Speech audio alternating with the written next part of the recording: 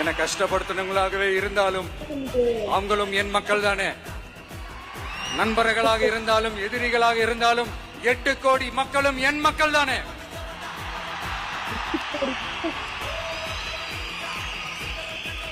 அது மாதிரி இந்த அடிப்படை விஷயங்கள், கல்வி, ரேஷன், மருத்துவம், குடிநீர், சாலை வசதி, பஸ் வசதி, இந்த மாதிரி விஷயங்கள்ல தான் என்னுடைய முதல் கவனம் செலுத்தணும்னு எனக்கு தோணுது.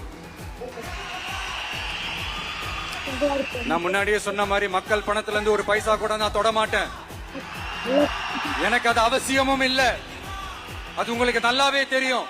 இந்த விஜய் தப்பு பண்ண மாட்டான், தப்பு பண்ணவும் விட மாட்டான். அது யாராக இருந்தாலும் சரி, என்னோட கவர்மெண்ட்ல என் கூடவே இருக்கிறவங்களாகவும் சரி, விட மாட்டான். சப்போஸ் யாருக்காவது அப்படி ஒரு எண்ணம் மனசுல இருந்துச்சுன்னா, நம்ம ஜெயிச்சிட்டோம், ஒரு ஆட்டம் ஆடி பார்க்கலாம்